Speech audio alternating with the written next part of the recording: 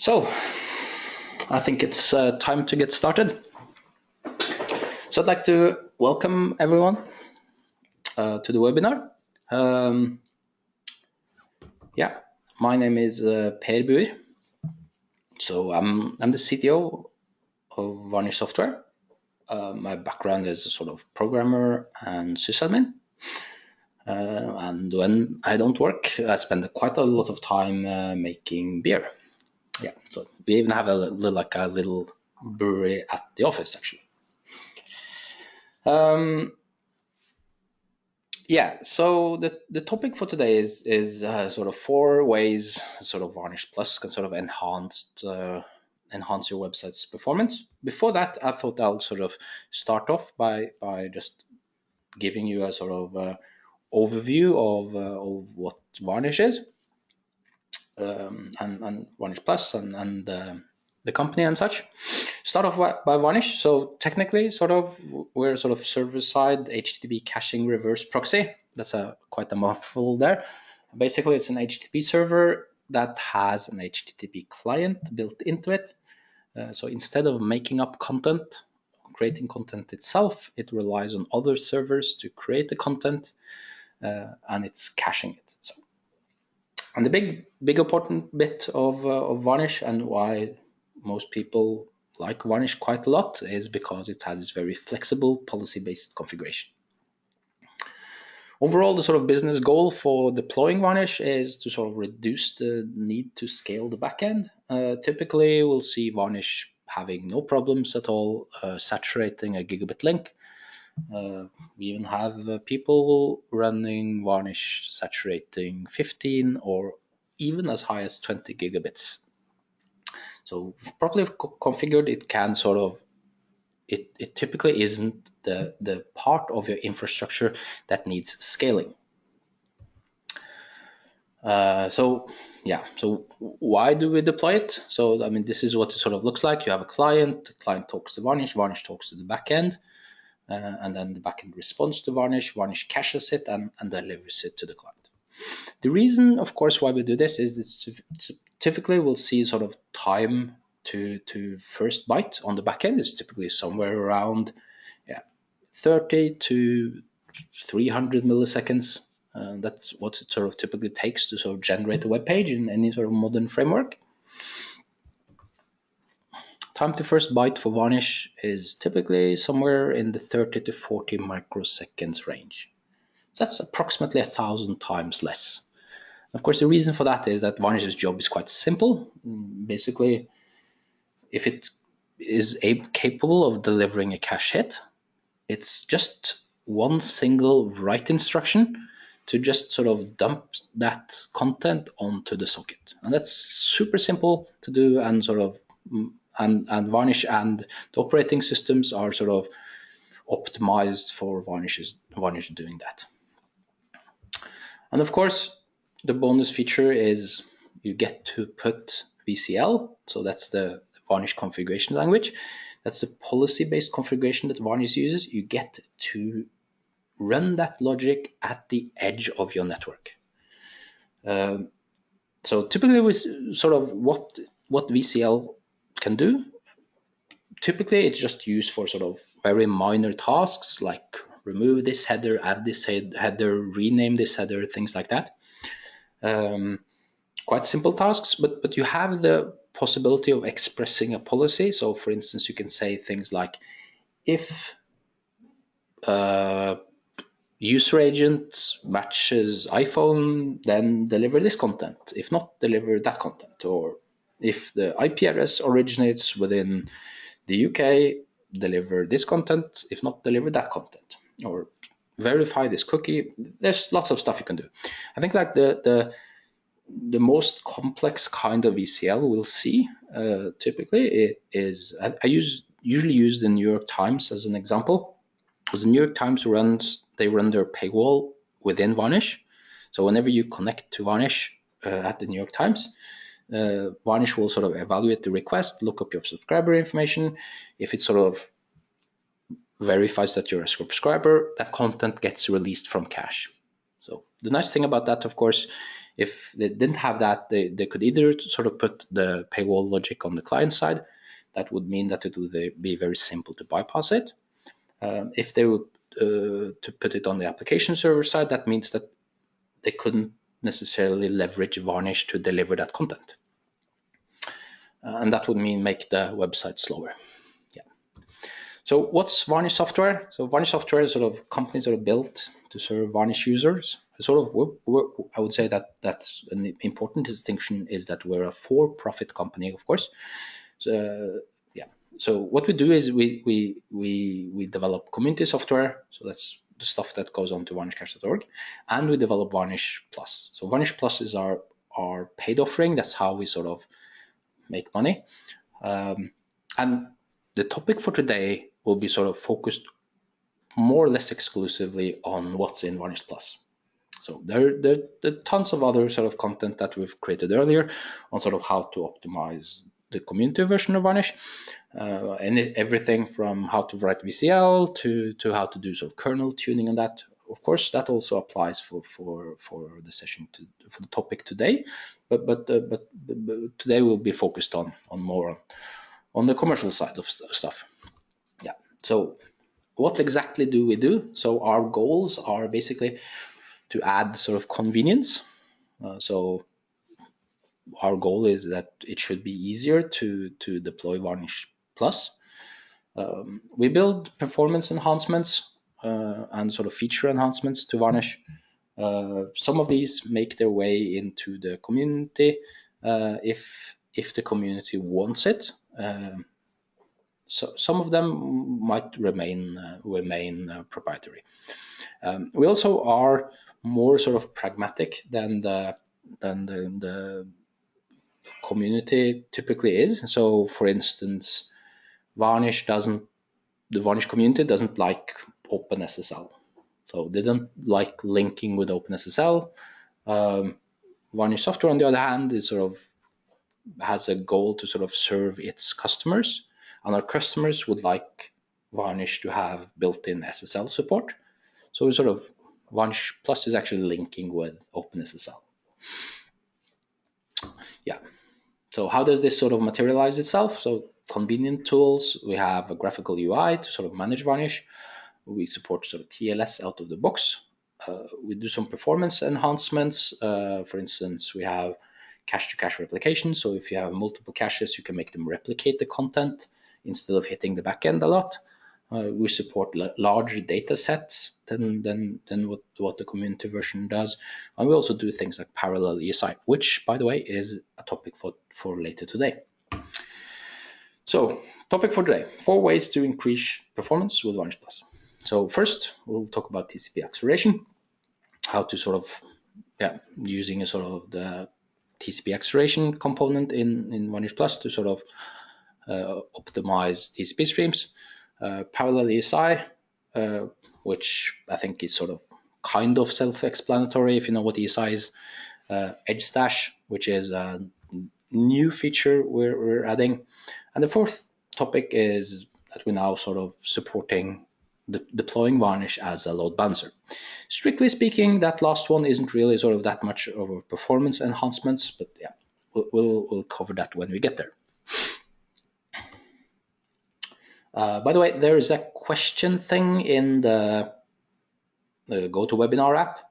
I have that thing open, so if you're writing questions, I see if I can make sense of it right away. Otherwise, I'll do questions at the end. I can't see my mouse cursor, so I might not actually be able to do anything with the question, but yeah. Anyway, when you talk about sort of TCP acceleration, I'll just sort of start off with some sort of TCP essentials. So, I mean, there's a question there and I can't really see it. I have to take it at the end, sorry. So TCP, when TCP gets established, the client sort of sends a SYN packet to the server responds with a SYN-ACK packet, client responds with an ACK package, and in the same packet, it sends the HTTP request, which it sort of wants answered. server responds with an ACK and starts sending the response. Now, the interesting bit, of course, is that it will send multiple packages as it's responding. So you have multiple packets in flight at the same time. And then sort of this goes on, and multiple packets will be in flight at any point in time later in the TCP transaction. Now, the size of the number of packets in flight, that's called the initial congestion window. But there's a congestion window, which is basically the amount of packages that we are allowed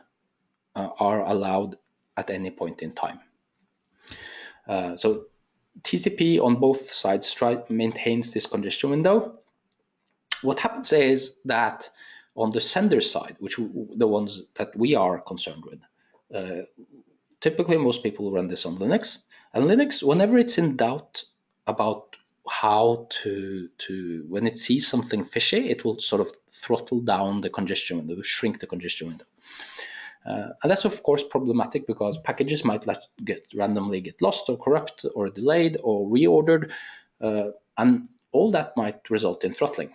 And sort of Linux has been rather conservative about this and sort of tends to go and throttle the connection whenever it's in doubt. So particularly this sort of hits cellular networks quite badly. So even though you might have like a 10 megabit connection on your 4G phone, if there's something sort of some random packet loss, that might stall quite a bit of content flowing through it. So we sort of what I'm sort of building up to now is sort of some synthetic numbers that have been sort of able to create in order to see sort of what TCP acceleration can do for our website. So I talk a bit about more on how I do the actual sort of tests, because I think that's quite interesting actually. Specifically, if you are into, if you want to run any sort of real life like stress test in your virtual environment, this is quite interesting. So on my laptop, I have actually 3 nodes running. There's a client, there's a router, and a target. I use something called traffic control, which has a module called NetM, or network emulator, and used to run on virtual servers in VirtualBox. And this gives me a network topology that I can really sort of play around with, and it can have any sort of characteristics that I would like to see. So yeah, like this is sort of the rough network layout running on my laptop. There's a target, router, and a client. As you can see, also it uses 2 actual separate networks, Internet and Internet 2, which are sort of virtual network, I think provided in VirtualBox by the virtualization software. The problem, of course, which I quickly ran into when I was dealing with this, is that real networks, as opposed to these virtual networks, they have stuff like latency, and they have jitter, which is variance in latency. So if latency varies a lot, that's called jitter. There's packet loss and packet reordering, because a packet might take a different route than the next one. There's also some duplication. Sometimes a router might send off two duplicate packets. There might also be some corruption. So, for instance, you could envision a bird flying by the cellular tower and corrupting the packet or something. I don't know. Yeah, probably not likely to happen, but it's a funny metaphor anyway. So, to deal with this, I use a tool called NetM. It ships in the 2.6 Linux kernel, so it should be just about everywhere. And you can add all sorts of characteristics to a network. And it's reasonably simple to use. So this command is actually run on the router, and I'll go through what it actually does. So a TC, of course, is to invoke traffic control, and I create what's called a queuing discipline, or queue disk. And then I attach this to one of the network devices. And I do this on the network that is facing the client. So this is supposed to be a WAN connection, a wide area network. So attach this queuing discipline, and I add, and it's given the position root, which is basically means that it's the top queuing discipline in the that traffic control knows of. And I invoke the netdem module. It also supports some other modules that can add different characteristics, but netdem is the one I recommend. And I tell it to add a delay of 100 milliseconds. And then I add the parameter 10 milliseconds, and that indicates the jitter. So typically on this connection, we'll see an average delay of 100 milliseconds with a 10 milliseconds jitter. So basically means that the latency is between 90 and 110 milliseconds. And it will use a statistical normal distribution on the jitter. You can probably add a random distribution as well, but the normal distribution is typically how sort of stuff normally works. I also ask SIT to reorder 2% of the packages. So 2% of the packages, and they can be moved in the queues up to 10%. So they can't be sort of get from the first being first in the queue to completely at the end. They can only move 10%, which sounds reasonable. And they also incur a 1% packet loss. Yeah. In addition, I also add a queuing discipline to the other network interface on the router, which is the one facing the server or the target, and I just add 1 milliseconds of latency, which I think is sort of more or less something typical on a sort of server network. Yeah. Also, when doing this, I came across needed a suitable backend. So typically we use Varnish for everything, but Varnish is one problem with Varnish, using Varnish in testing, is that it's quite fast and there's no really way of slowing it down. So actually a colleague of mine wrote this thing called the dummy API, which is really perfect for these ad hoc networking tests, where you can on the fly dynamically generate objects, and you can add latencies from time to first byte, time to body, and those are all dynamic and you get them from the URL. It's really, really fast. It's written in Go and quite easy to use. An example URL here is like target and then the port which dummy API listens on, and question mark indicate that the parameters are coming, and I ask it for a header delay of 50 milliseconds and a body delay of 100 milliseconds, and I ask it to send 10 bytes of predictable content. So I'll use this, actually you'll see how I use this later. Yeah. So this is so what actually the TCP accelerator does, the intelligent TCP accelerator, it's it's a kernel and user space enhancements of TCP. It uses sort of the kernel component basically just to copy out network packets onto user space, and the actual algorithms themselves are implemented in user space. There's a bunch of stuff that it does, but generally sort of what we see as sort of the characteristics of it is that it has really fast recovery on packet loss. So compare that to a sort of vanilla Linux server. If it loses one packet on a TCP connection, it will take that as an indication that that flow is actually running too fast, and it will throttle down the whole thing. So typically this will be a bit more aggressive, and it will just sort of, for instance, one random packet loss will just be looked upon as a sort of spurious packet loss, and it doesn't necessarily need that we need to sort of throttle stuff down. If it's, on the other hand, if you have 2 packets lost within a very short period of time, it will actually sort of start to throttle down. So, and there's a number of sort of stuff that it does. It's also quite good at sort of pacing the outgoing packets, to sort of avoid them being buffered at the routers between the target, between the sending side and the client side. And of course that means that, because one thing would be just to sort of push them out as fast as you can, but that would mean that the routers on the way would actually start buffering those packets, and that leads to latency and doesn't really lend itself to a good user experience. So you might have all read about the buffer bloat and the whole problem space around that, specifically with home routers now having tons of buffers and latencies going sky high whenever you're downloading something.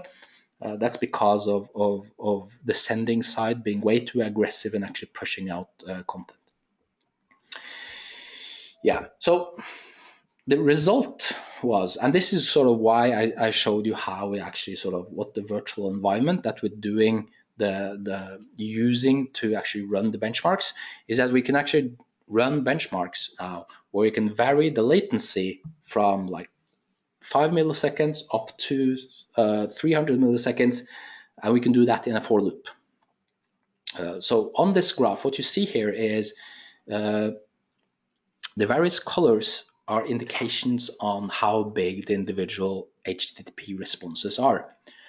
So the dark blue ones are 0.5 megabyte big objects, and the orange ones are about 100K, and the light green one is 10K.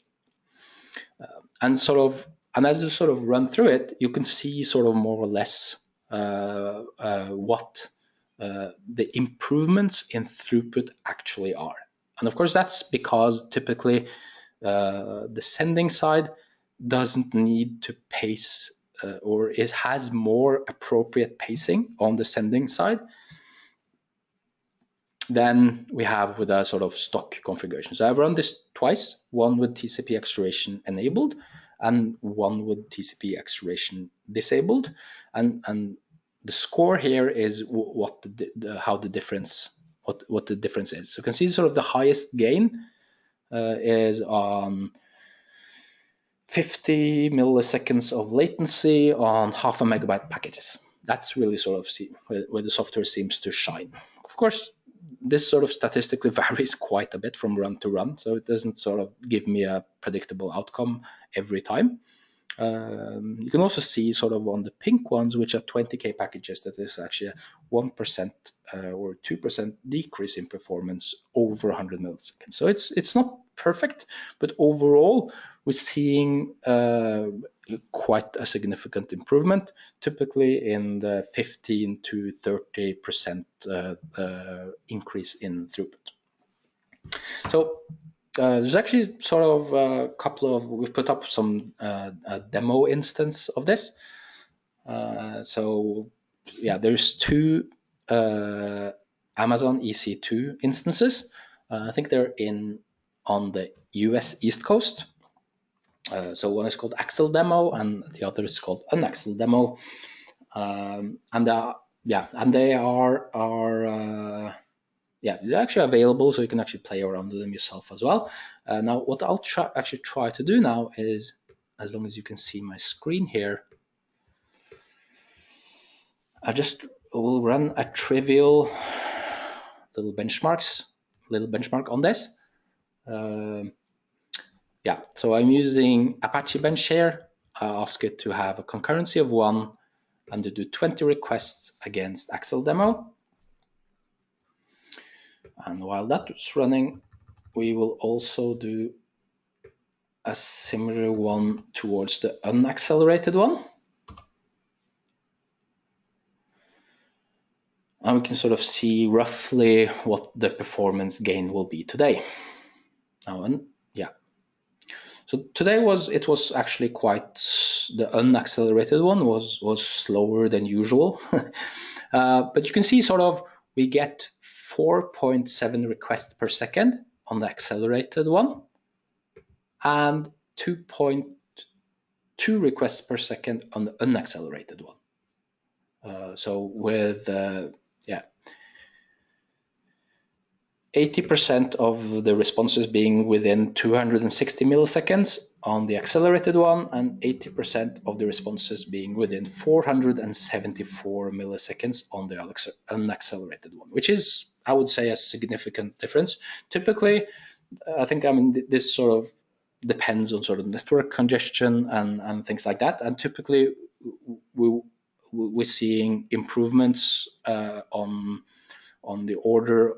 So typically the average response times on the accelerated one are around 200 milliseconds and around 300 milliseconds on the unaccelerated one. So that's a sort of 30-35% performance increase, which is actually quite impressive when you think about it. I mean, like, that's the only difference between these systems. So if you put them up in a browser, you'll see it's quite a sort of content heavy site to load a bit of images and such.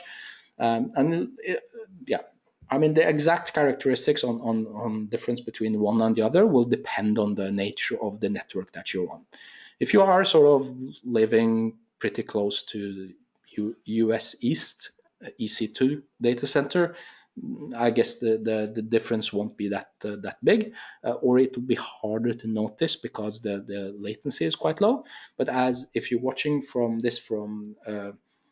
my side of the pond, so somewhere in Europe, you should be able to see quite a significant performance difference, and specifically on cellular networks. Now, not all cellular networks. There are some cellular networks that have sort of technology like this embedded into them, and then the acceleration part will only affect the internet bit of the traffic, not necessarily the last mile.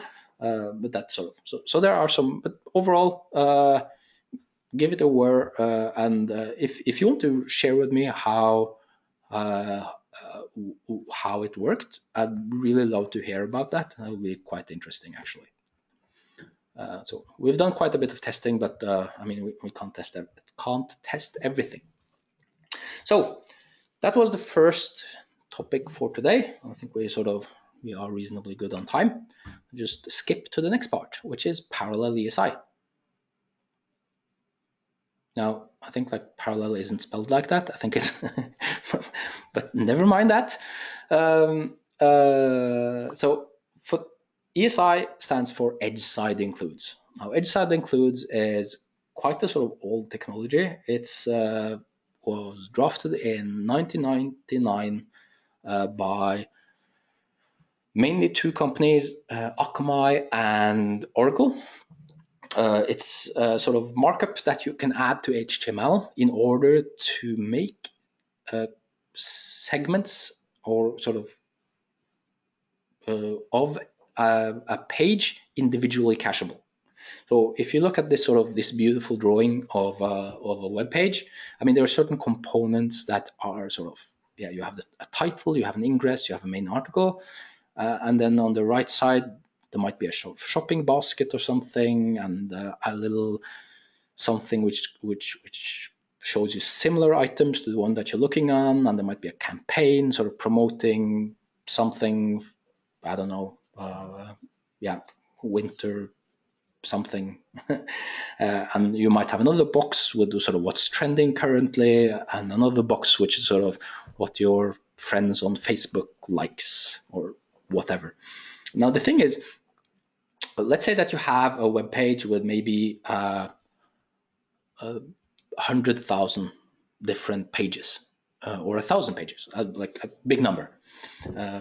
Now, if your web page looks like this, and one of those components change, you have a problem. Because, so let's say that what's trending actually changes. Unless you have some smart way of dealing with that, you need to invalidate every single rendered page. Now, if it takes you 100 milliseconds to render a page, and you have 1,000 pages, that means that you have to spend 100 CPU seconds in order to re-render everything. If you have 100,000 pages, it'll take then like 3 CPU hours to re-render everything. And of course, that's very, very inefficient, because the only thing you're changing is just like this tiny little detail on in a box. It's just that box is represented on so many pages. So that's the whole point of Edge Side Includes, is that you update that one single instance of that content, and then that gets rendered onto every single delivery of all the pages that you have. Now, so edge siding is typically used by 30-35% of the people that are using Varnish. So it's quite a sort of significant thing. Now, the one thing that currently sort of how ESI in Varnish Cache works is that whenever Varnish needs to render this, it will process these one at a time. So if there's like nothing in the cache, it will first go and grab the first edge side included, then go on to the next one, and then go on to the next one, and then go on to the next one.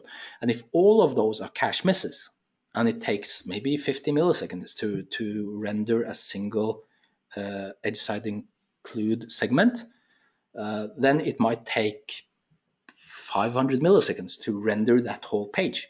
And Varnish will not sort of be, I mean, Varnish will gradually release it as it sort of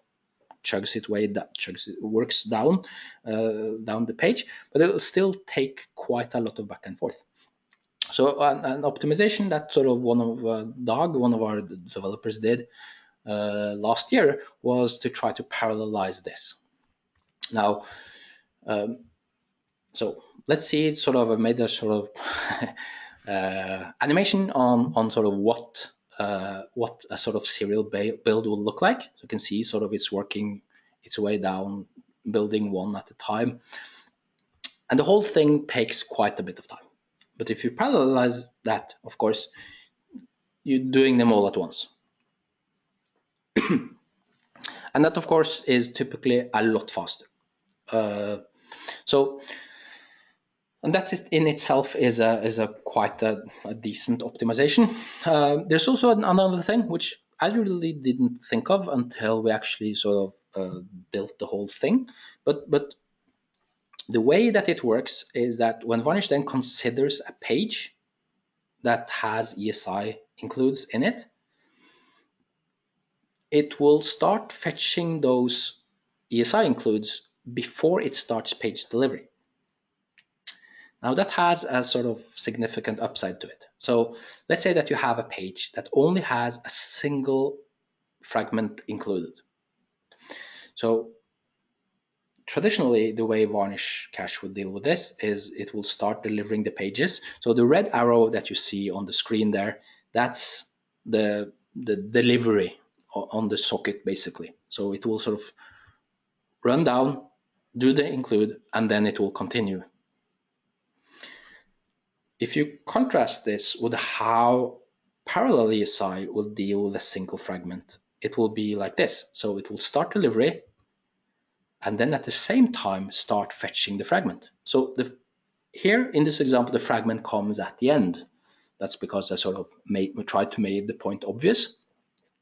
But by the time it reaches the place where the fragment is included, the fragment might already be in place, and then there's no delay when delivering that fragment. Specifically, this sort of has a huge impact on networks where the clients are a bit slow.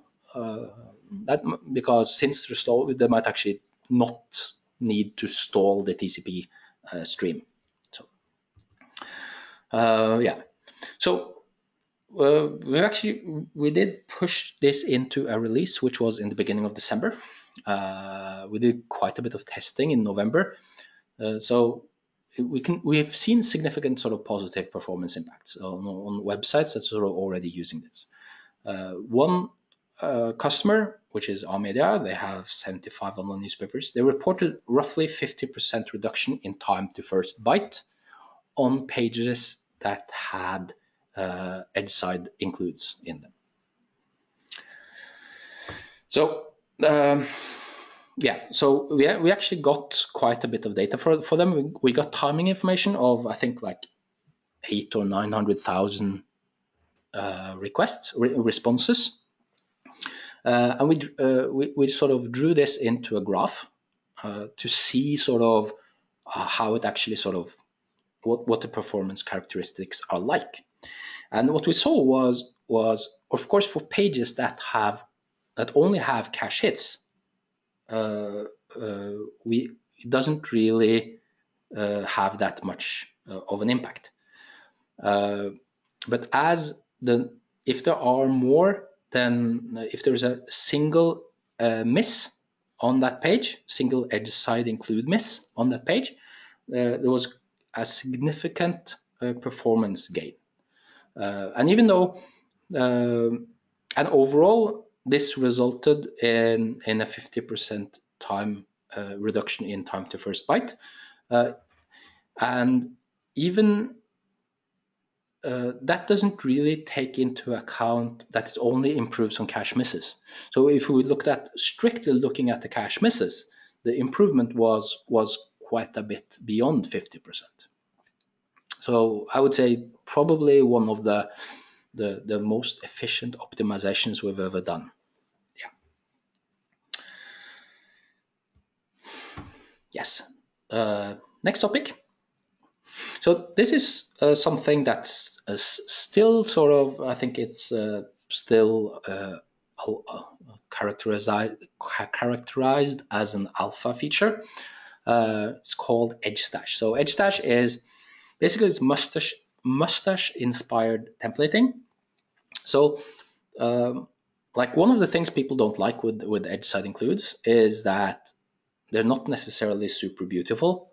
Edge side includes are XML based, and it's also kind of hard to keep presentation and data separated when you're doing with edge side includes, because you're basically including markup in another markup, and you can only include fragments of HTML. So the problem with that, of course, is that those fragments will have to comprise of both content and presentation. So one of the things that we've seen people start doing for the last couple of years is that in an attempt to sort of keep clearer separation between content and presentation, they're pushing template processing onto the client. And Mustache is sort of one of the ways to do it. And the problem with that, of course, is you have like let's say you have an iPhone and it's now downloading a page that has Mustache content on it.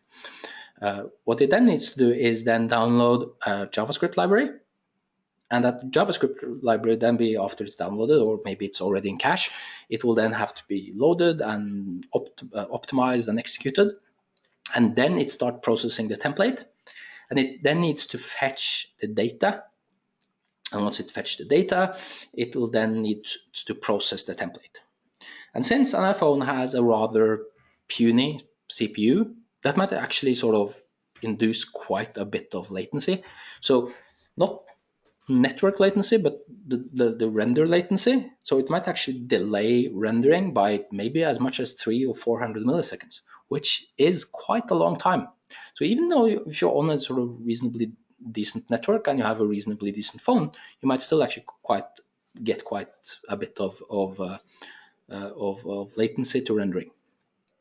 So the idea was to combat this, we render on the edge. So we render the content in Varnish.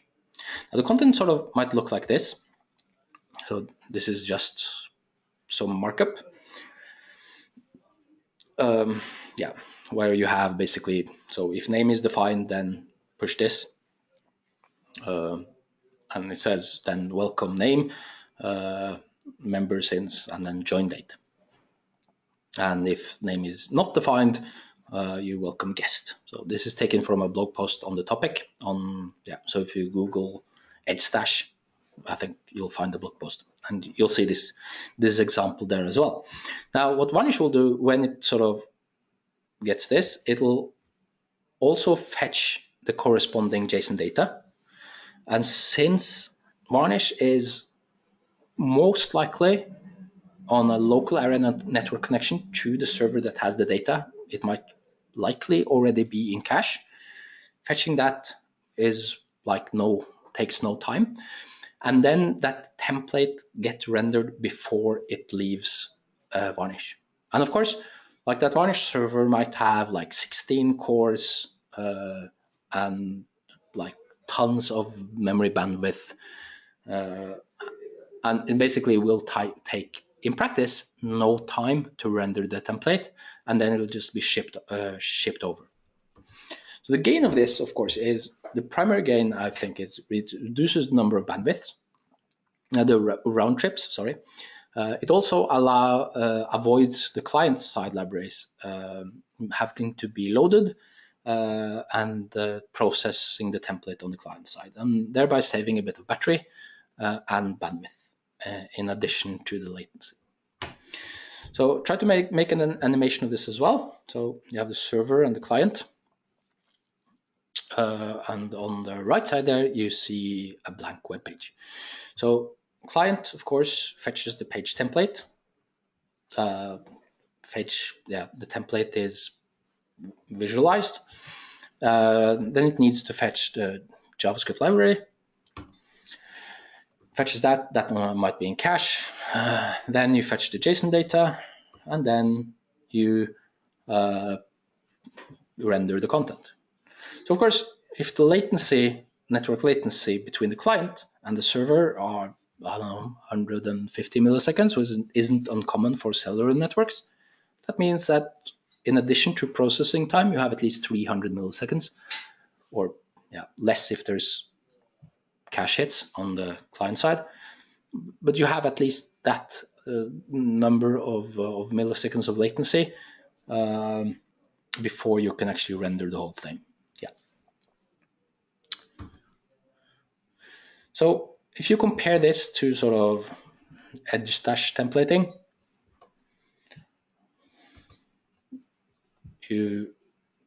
client asks for the page, server, which is Varnish, will then render the page, ship it off to the client, and that's basically nothing more happens.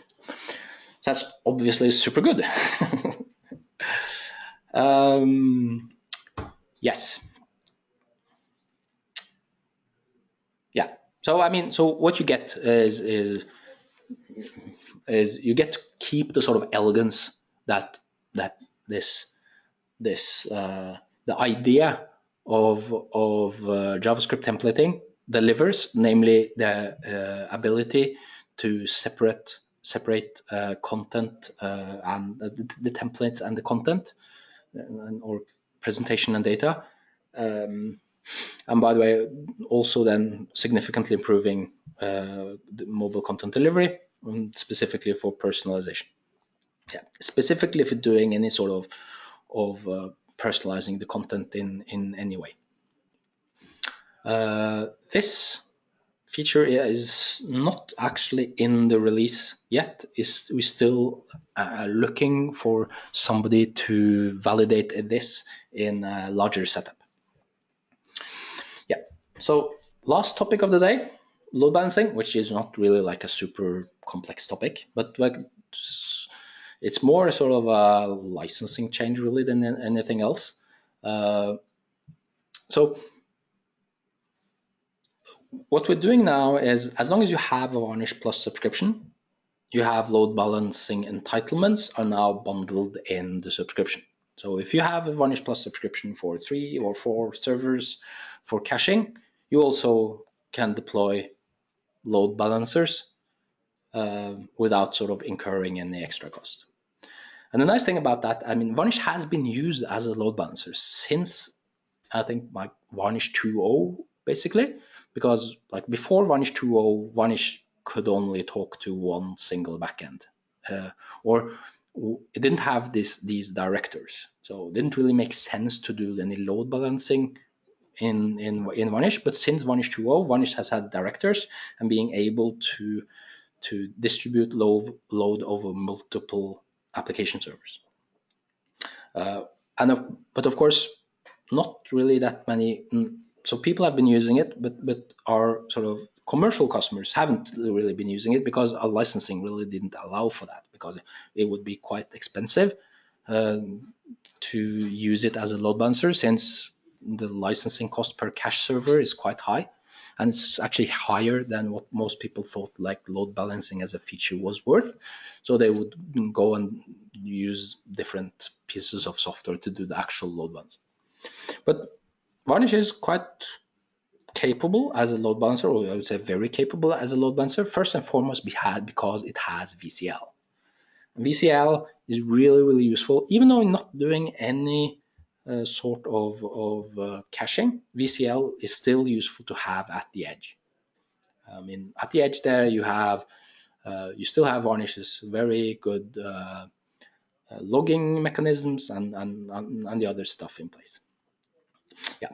So this change is now in effect. What we're currently working on is now to create completely new user interfaces to actually configure the load balancing functionality in a purely graphical way. So it'll be sort of more drag and droppy. If you're not into sort of drag and drop stuff or nice visualizations, of course, you don't necessarily have to wait for that, but and then you can start right away. But yeah, the overall goal here, I mean, specifically load balancer appliances are quite costly, and since now we have a fully supported load balancer as a embedded, bundled with your caching subscription, it might make sense to at least consider it. Summing up, yeah, TCP acceleration or intelligent TCP acceleration is actually an add-on to Varnish Plus, so it's not bundled with every subscription. Parallel ESI is in Varnish Plus, so if you're using Varnish Plus and you're using Edge Side Includes, you're already using it.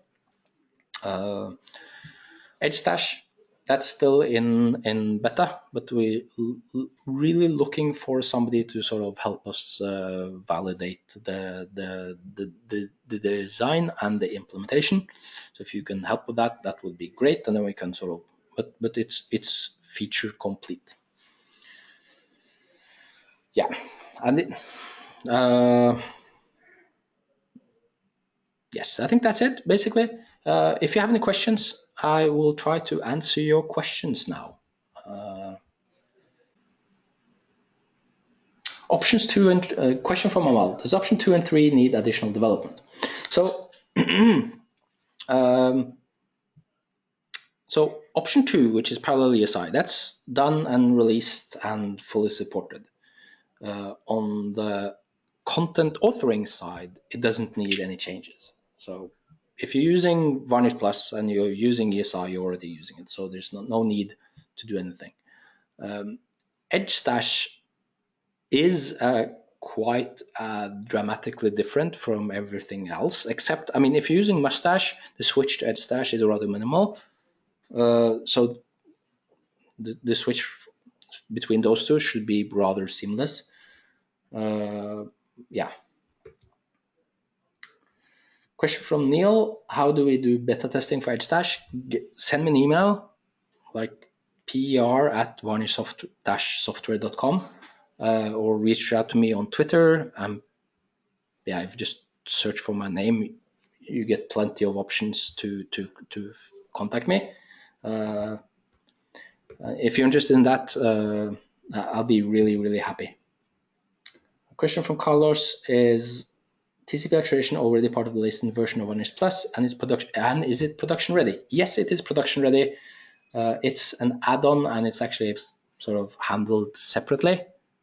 So there's a separate entitlement that allows you to install and run it. Our sales guys can help getting such an entitlement. There's also an opportunity to do a free trial if you need that.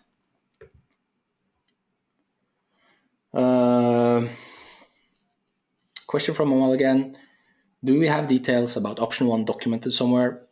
Probably on our website. I don't really browse our website that much. But last time I checked, I think there was something on our website about it. And I think there's a white paper as well.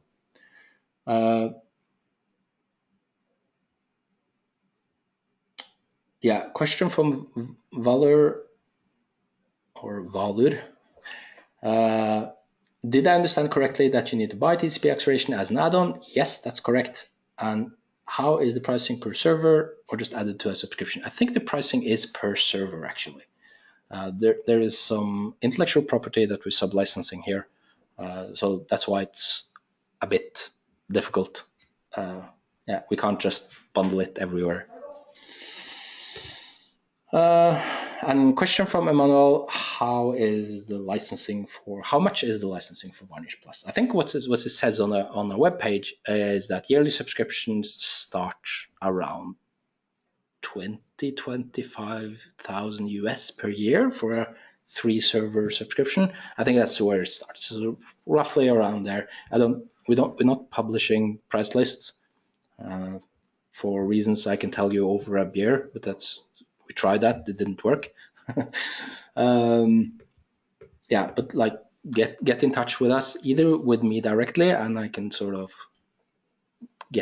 connect you with the right people, or just sort of go to our website and click on something, and it should be quite easy to get in touch with us that way. But if you want a sort of me I really like actually being a sort of a proxy there. Yeah. Question for Emmanuel: is there a webinar for the Varnish API engine coming up? No, I actually don't think so. So for the API engine actually has had a complete redesign and a rewrite, and the core components are actually in production in at least one instance, and we're deploying it to another. But the graphical UI stuff isn't ready yet, so that's why you're sort of holding back the release. But if you want like a personal one-on-one presentation of the API engine, I'd love to do that. That's sort of my favorite topic these days, because the design is really, really, really cool. So please reach out to me, and I'll be very happy to sort of set you up with the head of the API team. And we'll do a one-on-one. When will the next version of Varnish Plus be released? Now, Varnish Plus is sort of more a concept, really, than so we're actually releasing stuff like monthly. So the caching, the admin console, and the cache, they don't necessarily synchronize their releases, except for major releases. Because if they're incompatible stuff, but other than that, they're actually continuously released. But these features were sort of announced in December, and they're basically making their way onto the repository whenever they are ready. Yeah, I think that's it. It's now yeah, we spent 55 minutes, and I think that should be enough.